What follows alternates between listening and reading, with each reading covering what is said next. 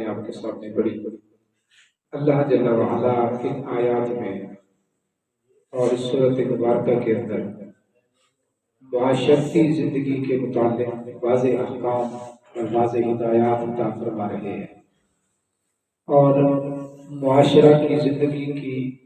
مسرتوں کا لطف تبھی انسان کو حاصل ہو سکتا ہے جب ہر خاندان کے افراد میں باہمی محبت اور باہمی الفت ہو۔ اس کے لیے صلہ رحمی، رواداری، حسن سلوک کی بڑی اہمیت ہے۔ اللہ تبارک و تعالی نے ان احکام اور ہدایات کے ذکر سے پہلے ابتدائی جو آیتیں میں نے آپ کے سامنے پڑھی، ان آیات میں اللہ تبارک و تعالی نے دو باتوں کی طرف خصوصی توجہ دلائی۔ فرمایا یا ایھا الناس اتقوا ربکم الذی خلقکم من نفس واحدہ،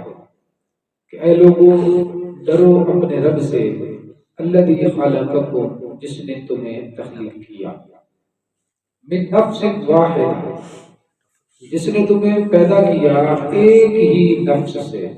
ایک ہی جان سے جس نے تمہیں پیدا کیا۔ اس میں اللہ تبارک و تعالی نے یہ بات ارشاد فرمائی کہ سب انسانوں کا پیدا کرنے والا ایک ہی خدا ہے۔ یا ایھا الناس اتقوا ربکم، اے لوگوں اپنے رب سے ڈرو۔ پہلی بات یہ ارشاد فرمائی کہ تمام مخلوقات اور ان مخلوقات میں سب سے اشرف المخلوق انسان، ان تمام انسانوں کا پروردگار ایک ہے، ان تمام کا پالنے والا ایک ہے۔ الذی خلقکم من نفس واحدہ، اور دوسرا یہ کہ سب انسانوں کا باپ بھی ایک ہے، تمہارا رب بھی ایک ہے، تمہارا باپ بھی ایک ہے۔ سو یہ دو باتیں اللہ تبارک و تعالی نے احکام جو آگے بیان فرمانے والے تھے، ان سے پہلے یہ دو باتیں انسان کو بیان کر کے اس طرف توجہ دلائی کہ آگے جو معاشرے کا حسن اور معاشرتی زندگی کے جو خوبصورت احکام بیان کیے جا رہے ہیں، یہ سارے کے سارے احکام تمہارے معاشرے کو خوبصورت بنانے کے لیے ہیں، تمہارے معاشرے کو نکھارنے کے لیے ہیں، اور اس کے لیے تمہیں آپس میں محبت، پیار، ہمدردی، الفت، ان چیزوں کی ضرورت ہے۔ اور یہ چیزیں تمہیں تبھی حاصل ہو سکتی ہیں جب تمہارے ذہن کے اندر، تمہارے دل و دماغ کے اندر یہ چیز بیٹھ جائے کہ ہمارا پالنے والا بھی جب ایک ہے، ہمارا باپ بھی جب ایک ہے، تو ہمارے دلوں میں نفرتیں ایک دوسرے کے خلاف کیوں؟ اس لیے کہ جو شریک ہیں ربوبیت کے اعتبار سے بھی کہ رب سب کا ایک ہے، شریک ہیں آدم کی اولاد ہونے کے اعتبار سے کہ سارے آدم کی اولاد ہیں، تو پھر دلوں کے اندر جو نفرتیں ہیں، جو انسانی مساوات، جو انسانی تفاوت ہمارے معاشرے کے اندر پایا جاتا ہے، یہ سارا کا سارا مٹ جائے گا، اور انسانی مساوات دلوں کے اندر جو ہے وہ جگہ لے گی، اور انسان کے دلوں کے اندر جو برادری جو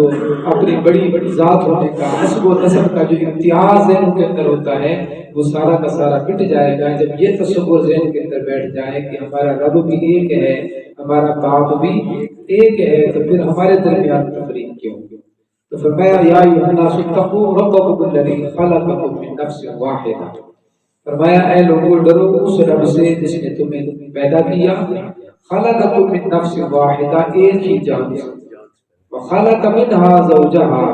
اور اسی جان سے اس نے اس کے جوڑے کو بھی پیدا فرمایا، اس کے جوڑے کو بھی اس نے اسی جان سے پیدا فرمایا، یعنی اسی جن سے پیدا فرمایا، اور پھر وَبَثَّ مِنْهُمَا رِجَالًا كَثِيرًا وَنِسَاءً، اور پھر اس رب نے ان دونوں سے، مرد اور عورت سے، اللہ تبارک و تعالی نے پھر پھیلا دیے کثیر تعداد میں مردوں کو بھی اور کثیر عورتوں کو بھی۔ جناب آدم اور جناب حوا دو تھے، پھر اللہ تبارک و تعالی نے ان دو سے آگے کتنے انسان اور کتنے مردوں کو اور کتنی عورتوں کو اللہ تبارک و تعالی نے پھیلا دیا۔ وَاتَّقُوا اللَّهَ الَّذِي تَسَاءَلُونَ بِهِ وَالْأَرْحَامَ، پھر اللہ تبارک و تعالی نے دوبارہ یہ حکم دیا، وَاتَّقُوا اللَّهَ الَّذِي، ڈرو اس ذات سے، الذی تسألون بہ، جس کا تم واسطہ دیتے ہو، جس کے نام سے تم ایک دوسرے سے سوال کرتے ہو۔ اب تقویٰ اتنی عام چیز ہے کہ اس کی اہمیت کے پیش نظر اللہ تبارک و تعالیٰ نے اس حکم کو دوبارہ ارشاد فرما دیا۔ پہلے فرمایا ڈرو اس رب سے، اور اس میں یہ بات فرمائی کہ وہ تمہارا خالق ہے، اور یہاں دوبارہ فرمایا واتقوا اللہ الذی تسألون بہ والارحام، اس رب سے ڈرو کہ جس کا تم روزمرہ زندگی میں نام لیتے ہو، اس کا واسطہ اس کے نام کا دے کے تم ایک دوسرے سے لین دین کرتے ہو، اسی کا واسطہ دے کر تم اپنے حقوق کا مطالبہ کرتے ہو، اسی کے نام کی قسمیں اٹھا کر تم آپس میں عہد و پیمان کرتے ہو، اور اسی کا نام لے کر تم ایک دوسرے پر اعتماد اور بھروسہ کرتے ہو، تو اس ذات کے نام کے اندر جو تم صبح شام جس کو الاپتے ہو، جس کا ذکر کرتے ہو، اس ذات سے ڈرو بے صحیح۔ والارحام، اور رحموں کے قطع تعلق کرنے سے بھی ڈرو، اور رحم کے یعنی آپس میں جو خونی رشتے ہیں ان کی قطع تعلقی سے ڈرو۔ ان اللہ کان علیکم رقیبا، بے شک اللہ تبارک و تعالی تم پر ہر وقت نگران ہے، ہر وقت اللہ تبارک و تعالی تم پر نگران ہے۔ جب اللہ تبارک و تعالی نگران ہے اور ہر وقت نگرانی کر رہا ہے تو پھر بندے کو اپنی زندگی کا ہر جو لمحہ ہے اور اپنی زندگی کا حیات کا ہر سانس وہ اسی فکر کے اندر گزارنا ہے کہ میں جس خالق کی مخلوق ہوں وہ مجھ پر نگہبان ہے، وہ ہر وقت مجھے دیکھتا ہے، مجھے سنتا ہے اور میری نگرانی فرماتا ہے۔ جب اس کی نگرانی میں ہے تو پھر کوئی بھی ایسا کام نہ کیا جائے جو اس کی نافرمانی کے اندر آئے۔ ہر وقت انسان کو یہ خیال ذہن کے اندر رکھنا چاہیے کہ چونکہ رب مجھ پر نگرانی کرتا ہے تو میں ایسا کام کروں کہ جو اس کی اطاعت اور فرمانبرداری والا ہو، جو اس کے حکم کی تعمیل والا کام ہو۔ کہیں ایسا نہ ہو کہ میں اس کے احکام کی خلاف ورزی کرتا رہوں اور ذہن کے اندر یہ بات بٹھا کہ مجھے کوئی دیکھ ہی نہیں رہا، بلکہ وہ رب فرماتا ہے ان اللہ کان علیکم رقیبا، وہ تم پر ہر وقت نگران ہے۔ وآتوا اليتامى أموالهم ولا تتبدلوا الخبيث بالطيب ولا تأكلوا أموالهم إلى أموالكم۔ اب اللہ تبارک و تعالیٰ آگے جو معاشرتی احکام ہیں ان کو بیان فرما رہے ہیں۔ اب ان میں پہلے نمبر پر اللہ تبارک و تعالیٰ نے جو حکم دیا معاشرے کے اعتبار سے وہ یتیموں کے متعلق ارشاد فرمایا۔ وآتوا اليتامى أموالهم، یتیم کون ہے؟ چھوٹے بچے جن کے والدین فوت ہو جائیں اور وہ کسی کی کفالت میں ہوتے ہیں، والد چلا جائے تو کبھی چاچا سنبھالتا ہے، مامے نے سنبھال لیا، کسی رشتہ دار نے ان کو سنبھال لیا، تو ایسے لوگوں کے لیے جو یتیموں کے کفیل ہوتے ہیں، ان کی کفالت کر رہے ہوتے ہیں، ان کے لیے حکم دیا وآتوا اليتامى أموالهم، فرمایا تم یتیموں کو ان کے مال دے دو، ولا تتبدلوا الخبيث بالطيب، اور نہ بدلو تم اپنی ردی چیز کو ان کی اچھی چیز کے ساتھ، اپنی بیکار چیز کو ان کی اچھی چیز کے ساتھ نہ بدلو۔ ولا تأكلوا أموالهم إلى أموالكم، اور نہ کھاؤ ان کے مال کو اپنے مالوں سے ملا کر، ان کے مال اپنے مالوں کے ساتھ ملا کر نہ کھاؤ۔ یتیموں پر طرح طرح کے ظلم کیے جاتے تھے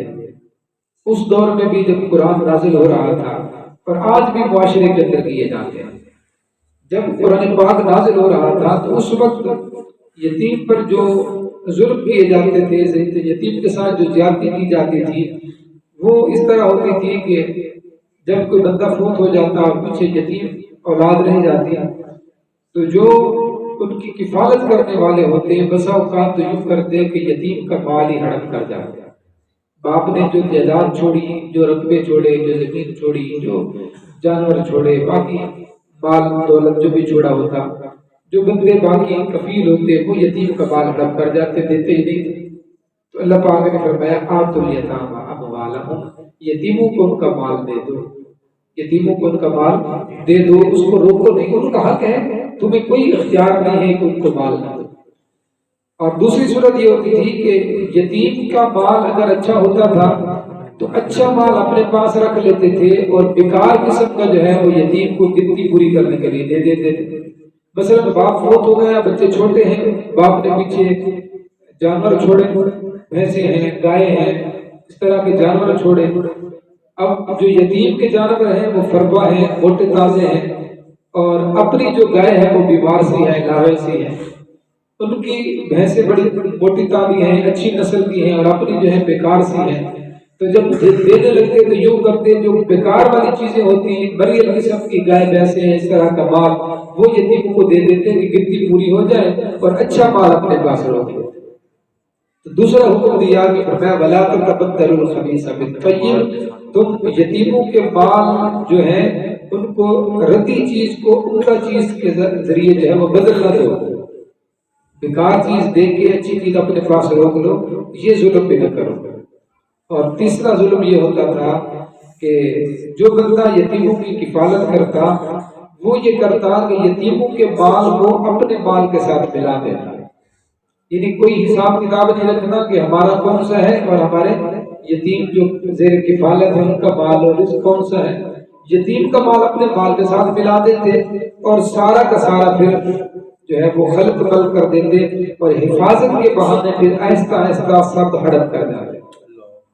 جس طرح کہ آج ہوتا ہے، یتیم کی پراپرٹی ہے، جائیداد ہے، اسے کہہ دیا کہ ہم کاروبار کرنے لگے ہیں تو مال وہاں لگا دیا، اور پھر کچھ عرصے بعد کہہ دیا جی وہ تو اس کام کے اندر تو خسارہ آ گیا ہے، اب اتنا لیس ہو گیا ہے تو ساری رقم ڈوب گئی ہے، اب اس بیچارے نے کیا کرنا ہے۔ تو یہ طریقہ واردات جو یتیموں کے مالوں کے ساتھ آج ہو رہا ہے اس دور کے اندر ہوتا تھا۔ تو اللہ پاک نے فرمایا وَلَا تَأْكُلُوا أَمْوَالَهُمْ إِلَىٰ أَمْوَالِكُمْ، نہ کھاؤ تم ان کے مالوں کو اپنے مالوں سے ملا کر، إِنَّهُ كَانَ حُوبًا كَبِيرًا، فرمایا یہ بہت بڑا گناہ ہے، جس کو گناہ نہیں سمجھا جاتا یہ بہت بڑا گناہ ہے، اور اس کو رب ذوالجلال خود ارشاد فرما رہے ہیں کہ یہ بہت بڑا گناہ ہے۔ اور اسی طرح آگے حکم دیا وَلَا تُؤْتُوا السُّفَهَاءَ أَمْوَالَكُمُ الَّتِي جَعَلَ اللَّهُ لَكُمْ قِيَامًا وَارْزُقُوهُمْ وَاكْسُوهُمْ وَقُولُوا لَهُمْ قَوْلًا مَّعْرُوفًا۔ اب یتیموں کا مال تم نے سنبھالنا ہے، وہ چھوٹے ہیں تمہاری کفالت میں ہیں تو اس کے مال کی حفاظت کرنی ہے، اور پھر جب حفاظت کرنی ہے تو ایسا بھی نہیں کرنا کہ یہ ابھی ناسمجھ ہیں، چھوٹے بچے ہیں اور تم ان کا مال ان کو سپرد کر لو کہ نہیں ہم نے تو بالکل رکھنا ہی نہیں ہے، تم اپنے پاس رکھو۔ ایسا بھی نہیں کرنا کہ سارا مال ان کو دے دو، کیونکہ وہ بھی ناسمجھ ہیں، چھوٹے ہیں، انہیں پتہ ہی نہیں ہے کہ مال کی اہمیت کیا ہے، اس کو استعمال کہاں کرنا ہے، اس کی حفاظت کیسے کرنی ہے۔ تو فرمایا وَلَا تُؤْتُوا السُّفَهَاءَ أَمْوَالَكُمُ الَّتِي جَعَلَ اللَّهُ لَكُمْ قِيَامًا، فرمایا تم نہ دو نادانوں کو اپنے مال، تم نادان بچوں کو جو ناسمجھ بچے ہیں یتیم انہیں مال ان کے سپرد نہ کرو، اس لیے کہ مال اگر ان کے سپرد کر دیا تو وہ تو ضائع کر دیں گے، اور یہ مال تو قیام للناس ہے، اللہ فرماتا ہے یہ مال تو زندگی گزارنے کا سہارا ہے۔ اگر بچپن میں ناسمجھی کی عمر میں تم نے مال ان کے سپرد کر دیا، وہ مال ضائع کر بیٹھیں گے تو کل کو انہوں نے زندگی کس طرح گزارنی، کل کو جب انہیں ضرورت پڑے گی اپنے مال کی، اپنی زندگی سنوارنے کے لیے تو وہ کیا کریں گے۔ لہٰذا ایسا نہ کرو کہ تم مال ان کے سپرد کر دو، کہ تم اپنی جان چھڑا لو، کہ تم اپنا انہیں مال جو ہے ان کے سپرد کر لو اور اپنے آپ کو بری ذمہ کر لو۔ فرمایا نہیں، یہ بھی تمہاری ذمہ داری ہے کہ ان کے مال کی حفاظت کرنی ہے، ان کے مال کی حفاظت کرنی ہے، اور مال نادانی کی عمر میں ان کے سپرد بھی نہیں کرنا، اس لیے کہ اللہ تبارک و تعالیٰ نے اس مال کو زندگی کا سہارا بنایا ہے، اس مال کو زندگی کا سہارا بنایا ہے، معاشی خوشحالی اور ترقی کا ستون مال ہے۔ یہ اگر انسان کے پاس نہ ہو تو اس کی زندگی بھی اجیرت ہوتی ہے۔ وَارْزُقُوهُمْ وَاقْسُوهُمْ، تم ان کے مال کی حفاظت کرو، وَارْزُقُوهُمْ، ان کو رزق کے طور پہ جو خوراک کا ضرورت کا ہے وہ انہیں دیا کرو، وَاقْسُوهُمْ، اور پہنانے کے لیے جو کپڑے وغیرہ ہیں وہ بھی انہیں لباس وغیرہ بھی خرید کے دو، ان کی روٹی روزی کے بھی کفیل بن جاؤ، ضرورت کے مطابق انہیں دیتے رہو۔ وَقُولُوا لَهُمْ قَوْلًا مَّعْرُوفًا، اور ان سے بھلائی کی باتیں بھی کرتے رہو، انہیں بٹھا کے سمجھاتے بھی رہو، انہیں بٹھا کے واعظ و نصیحت بھی کرو، تاکہ بچپن کی عمر کے اندر تم انہیں واعظ و نصیحت کرو گے، اچھی باتیں بتاؤ گے تو ان کے ذہن پختہ ہوں گے، اور پھر آگے مال کب سپرد کرنا ہے اس پر اللہ تبارک و تعالیٰ نے اگلی آیات کے اندر ارشاد فرمایا۔ اس پر انشاءاللہ کل گفتگو کریں گے۔ اللہ پاک ہم سب کو عمل کی توفیق عطا فرمائے، آمین۔